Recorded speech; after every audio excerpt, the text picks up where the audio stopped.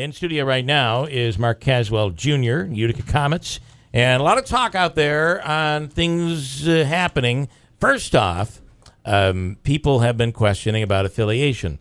And, does it make sense? West Coast, would it be better if we had an East Coast affiliation? What are your thoughts, and where are we going?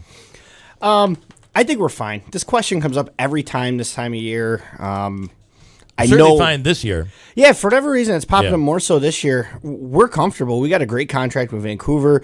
Vancouver absolutely loves it here. They say that behind the scenes. They say that on the record. I don't know where these rumors are coming from, but yeah, we're good, and we're excited for another 3 years of American Hockey League hockey with the Canucks. And we're, as fans, excited as well. I guess the question comes from, I read an article, all the teams in the Pacific Division, the Canucks and the NHL, the Pacific Division, their affiliate is on the left coast. And obviously there's some travel, I don't want to say issues, but considerations that go into when you call a guy up, he's coming from upstate New York to Vancouver. It takes probably like a day to get him there, where the other teams in that division, it could take like 2 hours to call up someone or send someone down, or if there's an injury or something. That's obviously the concern.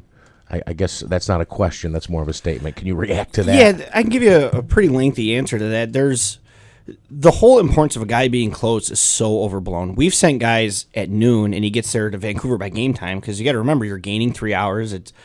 Time is on your side. The flights now are so easy. You jump on one from Syracuse to Chicago to Vancouver, you're there in 8 hours total, so it's really 5 hours when you factor in the flight difference.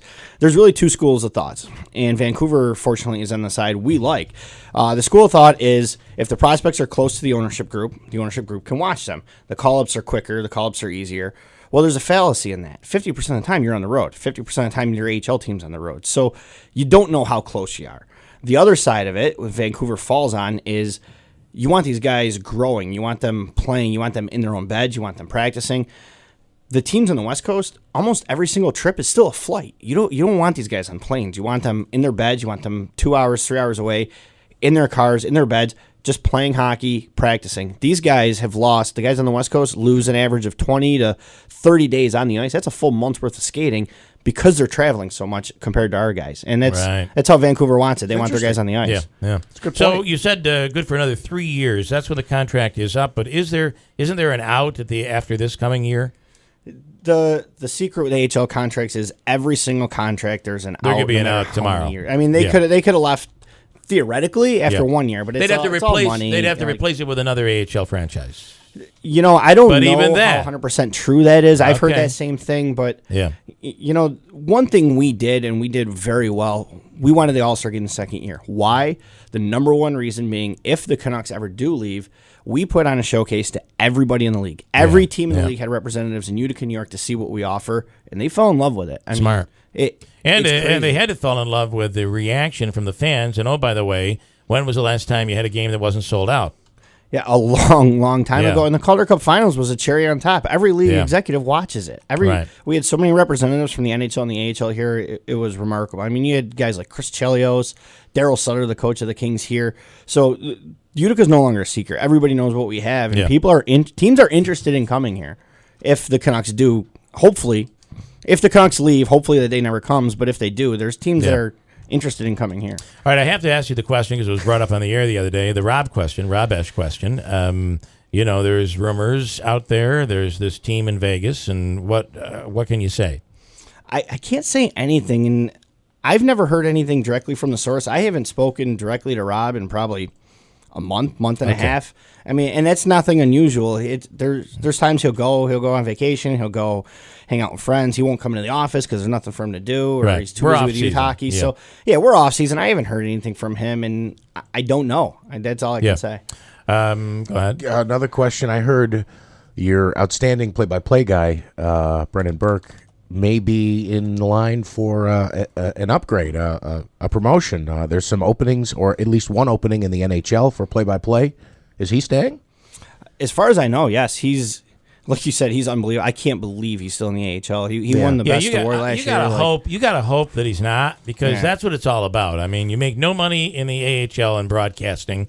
The only chance you have ever making money is moving up, and what a great gig. You're play-by-play for an NHL team, so you got to hope that maybe at some point he gets that opportunity.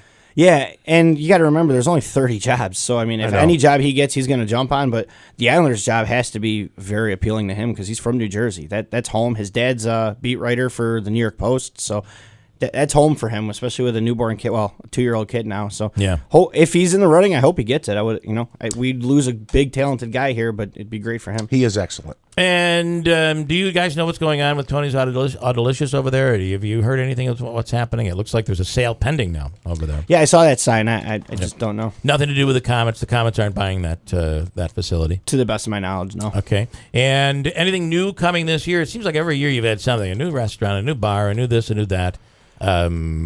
This year things have kind of settled in a little bit. What can you tell us? Yeah, this year's going to be kind of quiet. I want to say it's kind of by design because next year is going, or the year after next, is going to be our 5th year. We can really concentrate our efforts on that. There is some customer feedback or fan feedback we've gotten. They weren't really happy that we didn't do any specialty jerseys and our promotions weren't amazing. We didn't give out a lot of giveaways, and so we're really leaning on sponsors, and we're really coming up with a game plan to fix that. Another big complaint was Comets rewards, so we really want to hammer that home and make that better than it was last year. All right, I told you I wasn't going to do this, but I have to because I'm getting inundated with people giving me tips on what they're saying is the fact. I am told, and you don't have to confirm, but I am told you're going to start offering mozzarella sticks. That's what I'm hearing. I didn't even know we did Breaking it. news. The staff gets them at staff meal in the afternoon. I thought they were available. I am a huge mozzarella sticks fan, and Mark's so Me relieved too. that you said Mott sticks. Really? Yeah. Really? Yeah. I eat them before funny. every game at the staff meal. I thought we had them available. Those meatballs that Jeff does over those meatballs are incredible. They put the roasted peppers with them, and oh my god, that food is good. Have you eaten the chicken sandwich at Cookie's Q? I haven't, but I had the pulled pork and the have the brisket. sandwich. The brisket.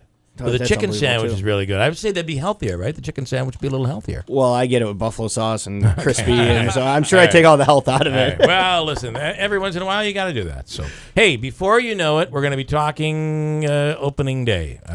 Hard to believe, but things move really quickly. Yeah, I can't wait. It's very slow this time of year for me. Yeah. I was going to say I need a break. That's what I do. need. All Sorry. right. Good stuff. Glad for you to, at least with facial expression, confirm the mozzarella stick story. Thank you. We'll come right back here at WIBX.